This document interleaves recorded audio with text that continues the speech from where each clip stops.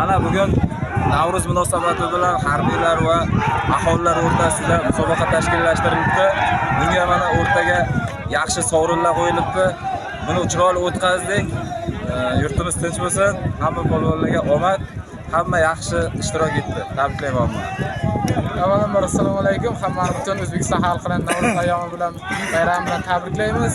Mana Nishon tumanida katta bir bayram bo'lib o'tdi. Harbiylar tashkillashtirdi. Hammaga rahmat. Harbiylarga juda zo'r bo'lib o'tyapti. Xalqimiz mazza qilyapti. Xudo xolasa har yili bunday bayramlar, har yili katta bayramlar bo'lib o'taversin. Hammani bayramlarini tabriklaymiz. Mana bu harbiylar prokuror kubogi bo'lgan ekan. Mana Nishon tumani jamoasi birinchi o'rin olib kubokka sazovor bo'ldi. Hammani tabriklayman. Omad tilayman. Keyin polvon. Avvalambor yana bir hammaga assalomu alaykum. Mana bugun taqdirlash marosimi bo'lib o'tyapti. Bu sportga prezidentimizga katta imkoniyat qaratganidan dalolatdir.